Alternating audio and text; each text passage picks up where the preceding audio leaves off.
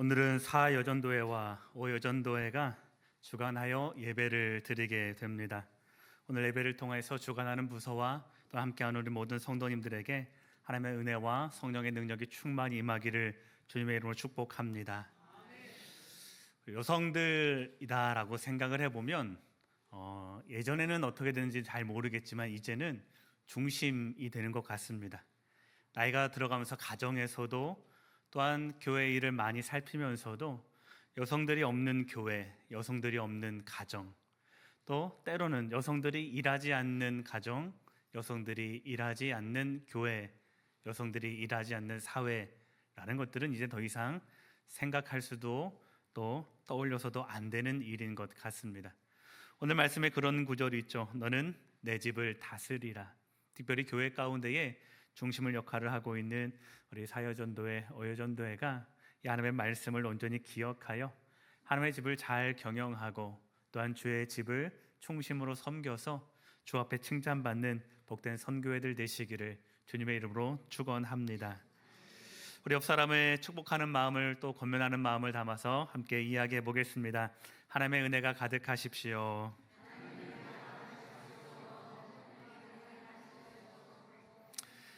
이제 우리 자기 자신 한번 축복해 볼까요? 우리 마음의 손으로 한번 저를 따라해 보시죠. 하나님은 나를 사랑하십니다.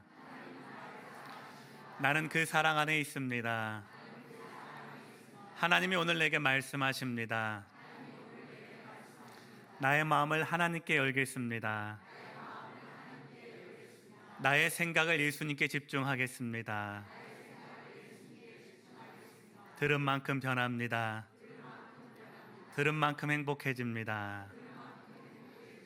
이 변화와 행복이 여러분 삶에 가득 임하기를 주님의 이름으로 축복합니다. 우리는 참 복잡한 시대를 살아가고 있습니다. 이제 겨우 제 나이 50 가까이 다가섰지만 지금처럼 거대한 가치관의 변화의 시대를 살아본 적이 없다라는 말을 심심치 않게 여기저기에서 듣고 있습니다. 예고도 없이, 그리고 너무나도 빠른 속도로 이 사회가 변화되고 있죠. 당연히 우리 어른들이 가졌던 상식이라든지 어른들에게 참 유행했던 지혜라는 것들이 많이 훼손되고 가치의 손해를 입어 살아가고 있습니다.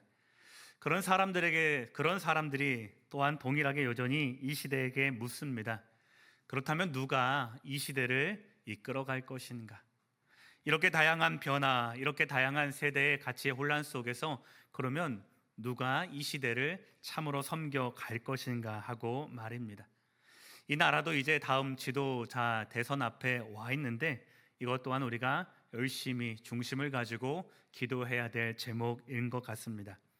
자, 그렇게 우리가 저마다의 가치로 지도자와 또 리더를 세우기 위해서 여러 가지 생각을 하고 또한 뽑히게 된다면 그에게 많은 권위를 부여합니다. 그렇게 해서 우리에게 이양된 권위, 그것을 한편으로는 리더십이라는 말로 부르고 있습니다. 리더십이라는 말을 조금 정확하게 표현해 보면 한 개인이 다른 사람에게 영향을 주어서 공동의 목표를 달성하도록 이끌어 갈 수 있는 능력, 그것을 리더십이라는 말로 정의하고 있습니다. 자, 그런데 이런 리더십과 또 권위의 문제가 다양한 이 세대 혼란 속에, 가치의 변화 속에서 많이 변화되었습니다. 이전 세대, 저희 아버지 세대라든지 아니 저보다 형님뻘 되는 그런 분들의 나이의 세대에서는 내가 가진 리더로서의 힘과 권위, 때로는 지혜가 리더십에 있어서 가장 중심을 차지했습니다. 우리 모든 리더십의 영향력은 내가 가진 지위에서 나온다라는 생각에 많은 스펙을 쌓고 최고의 자리에 올라가서 내가 리더로서의 역량을 발휘해야 하지라는 마음으로 우리 모든 시간과 영혼까지도 갈아 넣어서 삶을 그렇게 달려왔습니다. 자, 그런데 이 시대는 점점 변해갑니다. 적어도 제 나이 이후의 시대, 그러니까 이 세대를 구성하고 있는 적어도 60% 정도 되는 사람들은요, 지식보다는 지혜를, 그리고 권력보다는 진정성을, 때로는 힘보다는 공감력을 가지고 지도자됨을 판단하는 시대가 왔습니다. 예전엔 내가 가진 지위나 내가 가진 나이가 리더십에 있어서 가장 중요한 코어였다면, 이제는 그 사람이 나와 얼만큼 소통할 만한 능력이 되는가, 얼마나 그 사람이 이 시대를 이해하고 나와 함께 이 시대를 살아갈 수 있는가 하는 신뢰성과 정직성의 문제가 이 시대의 많은 지도자들의 가치 판단이 되었죠. 그래서 예전에는 정치인들에게 도덕성을 묻기는 물었지만 그것이 당락에 결정되는 시대는 아니었지만, 우리 시대는 사회 지도자들마저도 사람의 윤리성과 도덕성, 그 말의 책임감이, 그리고 그가 이 시대를 온전히 바라볼 수 있는가라는 것이 이 시대 리더의 중심 파악하는 내용이 되었습니다. 자, 목사직을 걸고 한번 이야기를 해볼까요? 제가 학부와 또 신대원 다닐 때만 해도 목사라는 지위와 직책을 가지고 있는 것만으로도 많은 사람이 나는 당신에게 내 시간과 나의 노력과 나의 정성을 드립니다 라고 했던 시대가 있었습니다. 즉, 목사라는 타이틀만 가지고 있더라도 여러분들이 그 목사에게 권위를 주어서 설교할 시간도 허락해 주셨고, 목사라는 데엔 명예도 지켜주셨고, 목사 일을 할 수 있도록 많은 것들을 도와주셨습니다. 자, 그런데 시대가 변했습니다. 목사라는 이름을 달고 있지만 목사 노릇하지 못하면 누구도 그사에게 권위를 주지 않습니다. 혹 목사님이라고 불러줄 수는 있지만 마음을 다하여 존경하지 않을 뿐더러 목사라는 이름을 가지고 이 단위에 섰을 때에도 그 설교를 귀담아 듣지 않거나 아니면 설교 자체도 거부가 되는 세대가 우리가 살아가는 이 시대입니다. 자, 그렇게 이런 변화된 가치관의 시대 속에 살다 보니까 누가 제일 곤란할까요? 나이가 젊은 사람일까요? 많은 사람일까요? 나이가 많으신 분들이 굉장히 많이 곤란해하면서 이 시대를 살아갑니다. 예전에는요, 나이 많다는 이유 자체가 인사받을 이유가 되었습니다. 맞나요? 네, 저희 아버지 시대는 그랬던 것 같아요. 나이가 많다, 연장자이다, 교회에서 어른이다 라는 그 자체로 인사를 하고 인사를 받기에 충분한 권위와 충분한 지위가 보장되던 시대를 살았습니다. 자, 그런데 요즘 젊은 세대에게 내가 나이가 많으니 너는 나에게 인사해야 된다라고 하면, 여러분, 그 이야기는 먹히는 이야기일까요? 안 먹히는 이야기일까요? 안 먹힙니다. 그건 버릇 있고 없고의 이야기를 떠나서 이 시대의 가치관은 나이를 지위로 보지 않습니다. 나이는 그냥 세월의 흐름뿐이고요. 젊은 사람들에게 있어서 인사받으려면 우리 어른들은 뭘 열심히 하셔야 됩니까? 내가 그와 이야기라도 한마디 해보셔야 되는 겁니다. 내가 그와 공감하고 그의 모든 삶을 이해해주는 어른이 되었을 때 젊은 세대는 고개를 숙이게 되는 것입니다. 여러분, 그래서 이런 가치관의 차이가 너무 흐르다 보니까 어른들은요, 젊은 애들을 보고 뭐라고 합니까? 버릇없다 이야기를 하고요. 젊은 사람들은 어른들을 보고 또 뭐라고 합니까? 꼰대. 이렇게 정확히 아십니까? 꼰대라는 말이 바로 거기서 나오는 거죠. 나와 공감할 마음도 없으면서 인사만 받으려고 한다. 나 형편을 이해해주지도 못하면서 인사 안 한다고 뭐라고 한다라는 이 말이 꼰대이죠. 다른 성도님들, 우리가 서로를 존중하고 서로에게 예의 있고 또한 서로의 마음을 최대한 알아주고 나누면서 우리 교회됨도 그 안에서 풍성하게 이루어지면 좋겠다 싶은 마음이 있습니다. 우리가 저만 해도 꼰대입니다. 제 딸이 저에게 참 꼰대라는 말을 많이 하는데, 그래도 좀 덜 꼰대 같지만 그래도 아빠랑은 공부 이야기는 절대 안 한다라고 하며, 아빠 시대의 공부와 제 딸아이의 공부 시대는 전혀 방법도 가치도 영향력도 다르다라는 것을 심심치 않게 듣게 됩니다. 여러분, 그런데요, 오늘 말씀을 보니까 시대가 변해도 영적 지도자로서의 가치가 사라지지 않는다라는 것을 발견하게 됩니다. 시대의 가치와 시대의 존경은 시간에 따라 변할 수 있습니다. 여러분, 조선시대 때는 저 정도 키와 저 정도 생김새만 가지고도 꽤 장군 역할을 했을 것 같습니다. 그 이전 시대에 가면 제 키 정도이면 정말로 을지문덕장독 저리 가라, 저는 그렇게 살았을 것입니다. 자, 그런데 이 시대의 가치 기준에서 저는 꽤 못난 얼굴인 것 같습니다. 한 번도 딸아이에게서 잘났다, 잘생겼다 소리를 들어보지 못했습니다. 세월이 흘러가면서 너무 아픈 일들이 참 많습니다. 자, 시대가 변화가면서 따라서, 또 세월이 흘러가면서 따라서 우리의 가치관이 변하지만, 그러나 하나님이 귀하게 쓰시는 사람은 예전이나 그리고 지금이나 오늘 성경에서 이야기하고 있는 창세기의 이 시대 가운데서도 전혀 변하지 않고, 하나님이 여전히 어떤 사람을 소중히 여기시냐, 그 가치관을 오늘 우리가 함께 읽어볼 수 있겠습니다. 어떤 사람입니까? 오늘 말씀의 제목이죠. 함께 읽어보겠습니다. 하나님의 영에 감동된 사람. 아멘. 그렇습니다.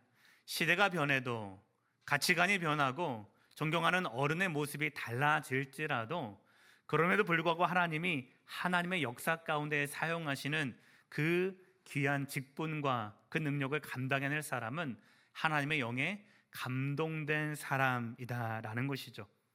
오늘 애굽왕 바로가 요셉에게 이렇게 말하죠.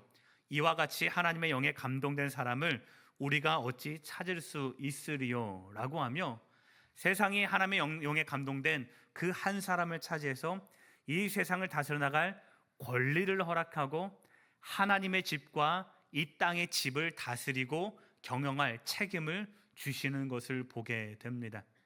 사랑하는 성도님들, 그리고 사호 여전도의 우리 많은 성도님들, 하나님의 영에 감동된다, 이 말씀이 어떤 말씀인지 다시 한번 깊이 깨달아 우리의 가정과 속한 모든 사회의 지위와 환경 가운데서 하나님의 감동된 사람으로 온전함이 주신 사명을 잘 감당할 수 있는 복된 성도의 삶 되시기를 주님의 이름으로 축복합니다. 자, 오늘 창세기 41장은 요셉이 애굽의 총리로 세워지는 결정적인 장면을 담고 있습니다. 우리 요셉 많이 들어보셨죠? 자, 요셉은 야곱의 몇 번째 아들입니까? 11번째 아들입니다. 요셉은 어머니가 4명이나 됩니다. 그죠? 큰어머니, 또 우리 어머니, 셋째 어머니, 넷째 어머니. 아마 조선시대였으면 어머니를 4명 두고 살아가는 사람이었을 것입니다. 자, 수많은 11번째니까 위로 형들이 몇 명 있는 겁니까? 10명 있는 거죠. 수많은 형제들의 틈바구니 속에서, 또 우리 엄마 말고도 다른 엄마 3명의 견제와 질책 가운데 그는 성장하지만, 그래도 그 성격에서 또한 성장의 과정에서 특별히 모자랄 것 없이 자랐던 것 같습니다. 왜요? 그의 어머니가 누구입니까?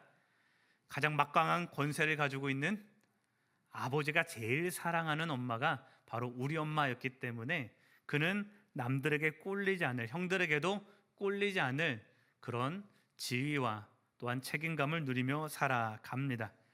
자, 그러나 아버지의 유별난, 그 특별한 사랑이 형들의 질투와 또한 질시를 유발했고요, 요셉의 성격도 만만치 않았던 것 같습니다.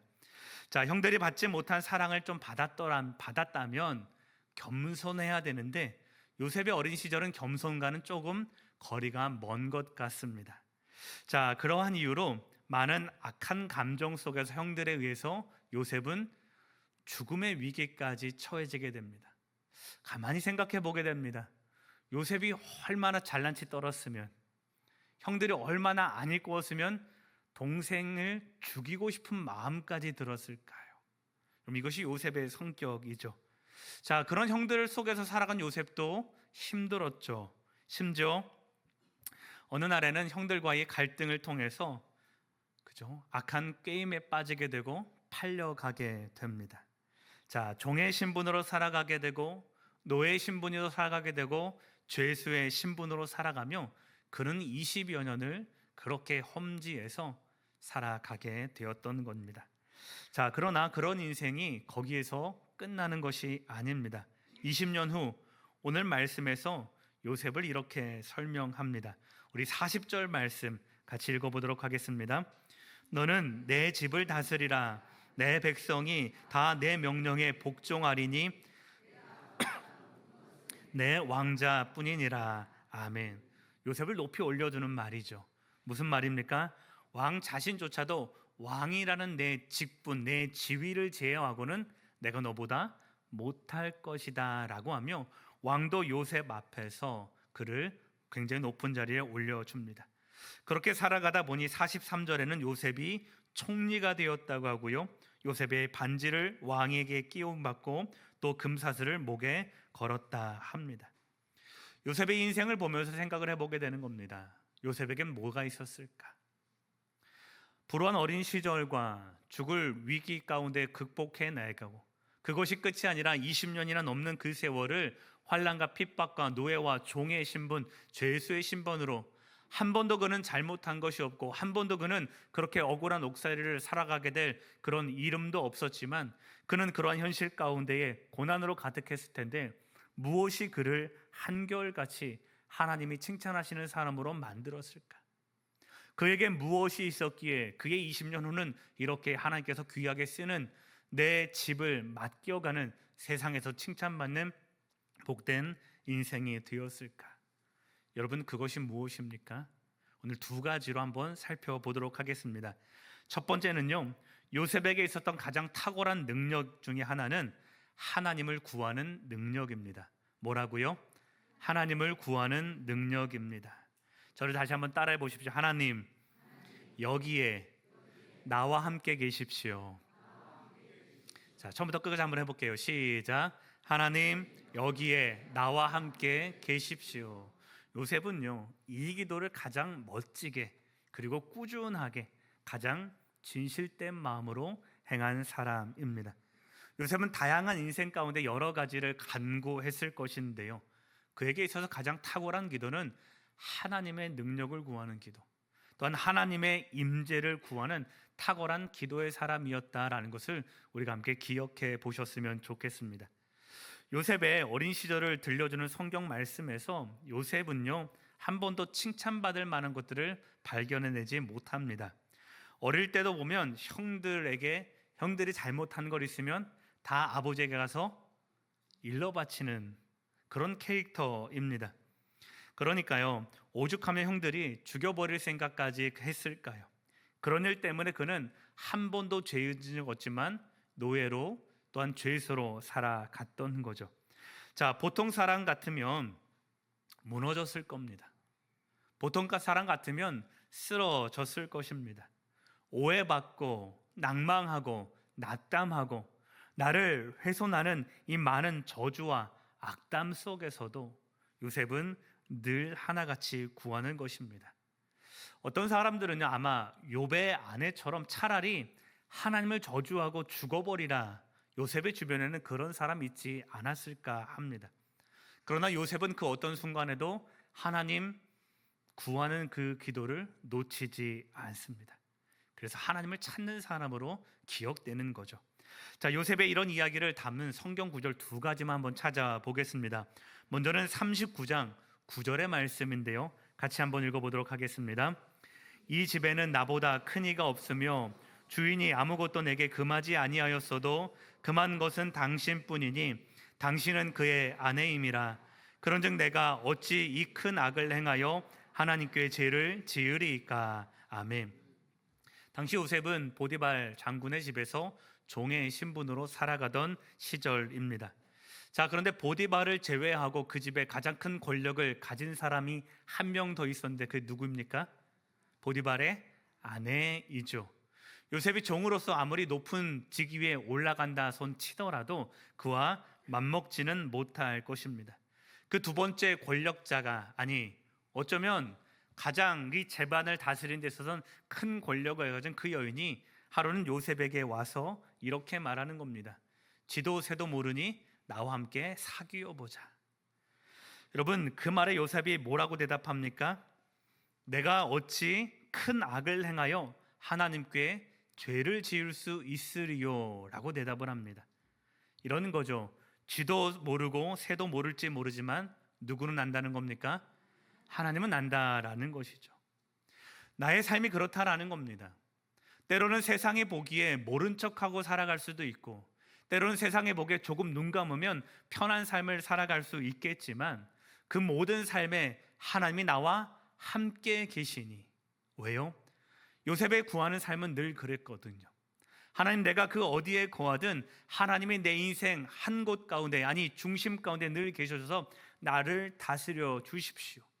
주께서 나와 늘 함께 계시니 나는 당신 앞에 범죄하는 인생을 살지 않겠습니다 라고 다짐했던 그 인생이기에 가장 악한 코너로 몰린 그 순간에도 그는 담대히 말하는 것입니다. 사람은 혹 그렇게 말할 수 있습니다. 사람은 혹 그렇게 살아간다라고 말해도 될 것입니다. 그러나 나는 하나님 앞에서 그 큰 악을 범하지 않겠습니다. 요셉이 단지 윤리적으로 도덕적으로 바른 사람이기 때문이 아니라 그는 날마다 하나님 앞에서 살아가는 사람이었기 때문에 너무나도 담대하게 그리고 당당하게 그 말을 해나갈 수 있었던 것이죠. 하나님을 자신의 삶의 중심에 모셔두고 살아가는 사람, 여러분, 이것이 하나님의 영에 감동된 사람의 첫 번째 요건인 것입니다. 또 하나의 장면은 41장 16절에 언급이 되는 것 같습니다. 41장 16절 말씀도 같이 읽어보겠습니다. 요셉이 바로에게 대답하여 이르되 내가 아니라 하나님께서 바로에게 편안한 대답을 하시리이다. 아멘. 요셉이 꿈을 해석하게 되는 상황입니다. 자, 그런데 뭐라고 말하는 겁니까? 내가 아니라 누가요? 하나님이 대답해 주실 것이다 라는 겁니다. 요셉에게 있어서 하나님을 구한다라는 것은 단순한 기도의 영역을 말하는 것이 아니라 그가 살아가는 모든 삶의 자리에서 나의 삶을 하나님께 열어드리고 하나님, 내 삶을 이끌어 주십시오라는 기도의 순간이었다라는 것입니다. 나의 말 하나까지도, 내가 생각해내는 지혜 그 한순간까지도 하나님 안에서 하나님 생각대로 그리고 하나님의 지혜를 구하여 살아갔던 사람이 요셉이다라는 것이죠. 그렇게 오늘 성경은 바로의 입술을 통해서 요셉을 향하여 하나님의 영에 감동된 사람이다라고 말해주는 것입니다.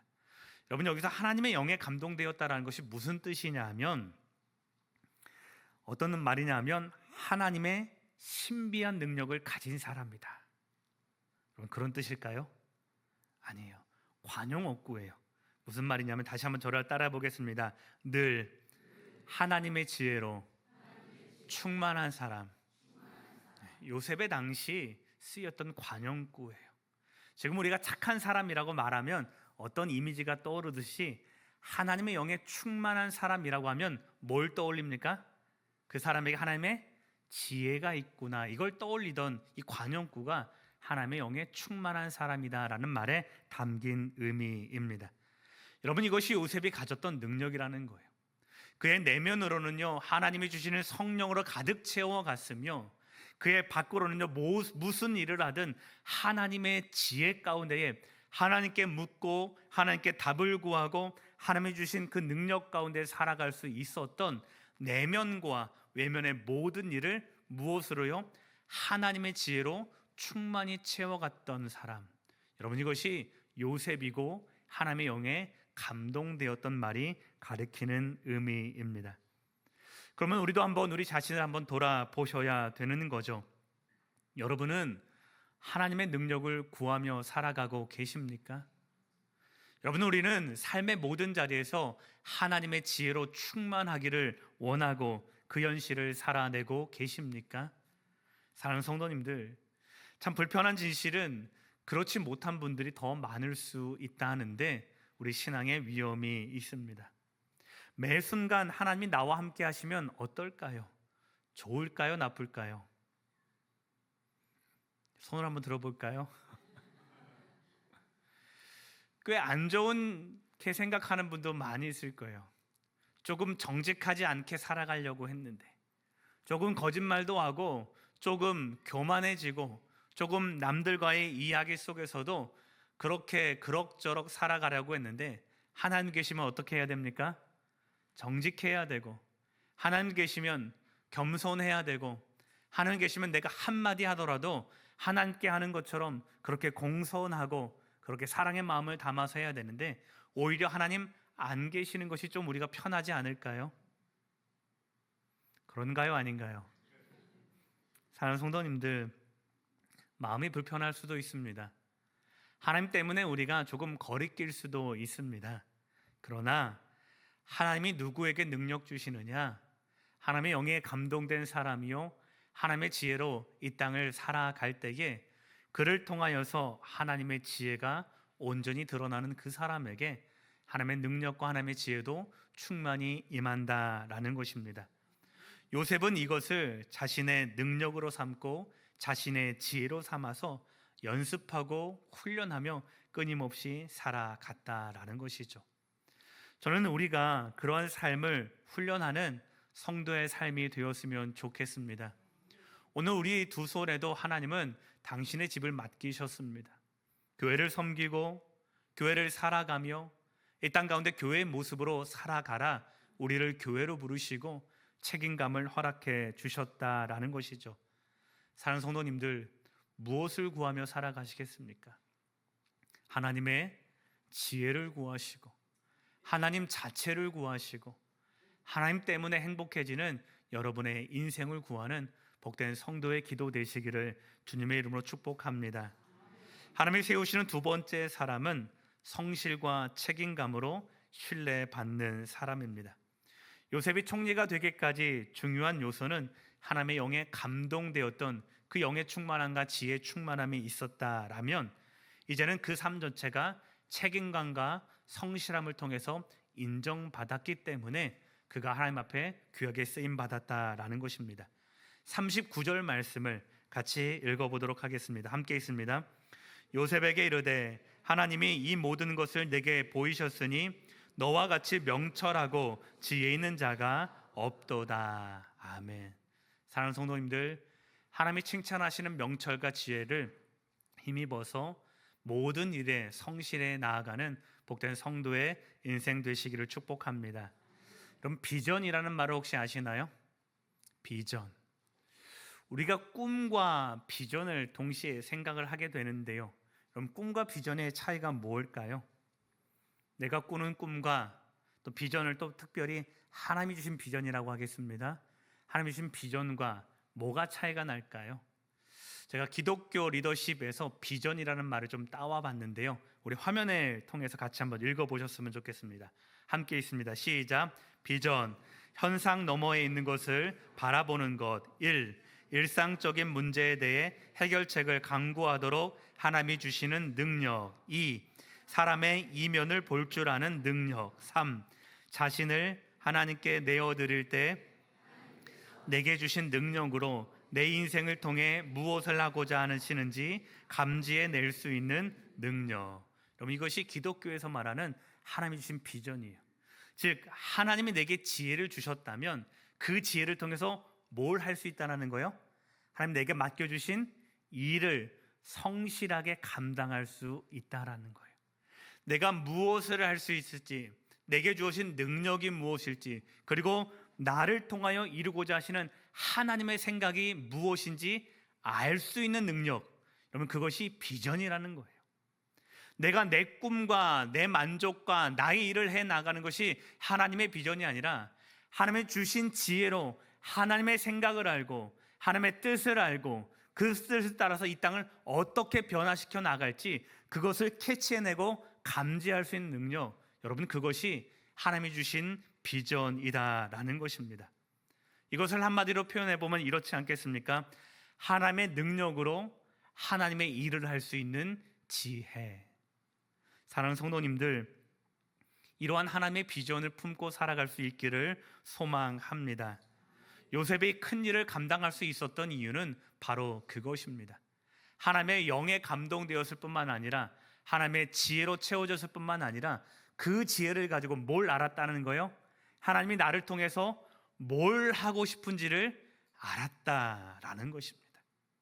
하나님이 내게 주신 책임감과 성실함을 통해서 그 일을 오늘도 꾸준히 하는 그 일들, 그 비전을 이루어 나가는 사람이었기에 하나님은 오늘도 요셉 한 사람을 통해서 이 땅을 살려내고 건져내고 있는 것입니다. 사랑하는 성도님들, 그리고 오늘 헌신 주간 예배로 하나님 앞에 나온 우리 사여전도회, 오여전도회 우리 모두가 이 일에 충실한 비전 있는 사람이 되기를 소망합니다.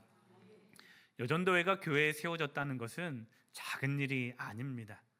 하나님이 선교에 관한 일들, 특별히 하나님이 교회를 온전히 세우고 교회를 통하여 주의 복음을 증거하는 일들을 지금 누구 가운데 맡겨주셨다라는 겁니까? 여전도에게 맡겨주셨다는 거예요. 오늘 하나님의 비전, 하나님이 하시는 그 생각, 하나님의 이 땅을 위해서 우리를 통해 하고자 하시는 그 일들을 지금 여전도에게 맡겨주시고 하나님의 신실한 동역자로 우리를 불러주셨다라는 그 이름이 여전도회라는 귀한 이름입니다. 그리고 사여전도회, 오여전도회는 제가 생각하기로 우리 교회에서 가장 많은 활동을 하는 그룹들입니다. 맞습니까? 주변 분들만 동의하고 사오여전 하나도 동의를 안 해요. 큰일 났네. 다시 한번 생각을 해보십시오. 나의 정체성이 뭔가? 여러분, 우리의 정체성은요, 하나님이 불러주셔서 하나님의 생각을 심어준 사람이라는 겁니다. 하나님이 주신 이 비전을 통해서 교회를 섬겨가고 세상을 살려나가고 하나님께서 말씀하셨듯이 나의 집을 온전히 경영하라 말씀하신 그 사명 맡은 자가 오늘 우리들이다, 이 생각을 깊이 공감할 수 있는 이 시간이 되었으면 좋겠습니다. 주어진 모든 환경과 주어진 모든 시간을 통해서 이 일들을 성실히 감당해 가십시오. 우리에게 필요한 능력과 우리에게 필요한 지혜는 하나님이 온전히 채우실 것입니다. 그것이 요셉의 길이었듯이 오늘 이 땅을 살아가는 우리 사오 여전도의 여러분들의 길이 되고 함께 예배하는 우리 모두의 길 되기를 주님의 이름으로 축복합니다. 이제 말씀을 마치겠습니다. 하나님은 당신의 영에 감동된 사람을 귀하게 쓰시겠다 합니다. 성령을 구하고 하나님을 구하며 하나님의 뜻과 지혜와 비전으로 우리의 삶을 충만히 채워 하나님의 생각하는 그 생각을 하시고 하나님의 바라보는 그곳을 바라보고 하나님의 하고 싶은 그 말을 우리들의 입술을 통해 고백함으로 온 땅이 하나님을 바라보는 그 길 가운데 복되게 쓰임받는 우리 사오 여전도회 그리고 사랑하는 낙목교회 모든 성도와 지체 되시기를 주님의 이름으로 축원합니다. 기도하겠습니다. 하나님, 오늘 우리도 요셉처럼 하나님을 구하는 기도의 사람이 되고 싶습니다. 우리에게 주어진 자리에서 성실하게 하시고 책임감이 넘치게 하시며 하나님의 비전을 온전히 이루어가게 하옵소서. 기도하게 하시고 주의 지혜로 충만하게 하시고 하나님의 생각과 뜻이 우리를 통하여 이 땅 가운데 드러내도록 하나님 우리를 귀히 사용하여 주시옵소서. 감사하며 축복하며 존귀하신 예수님 이름으로 기도드립니다. 아멘.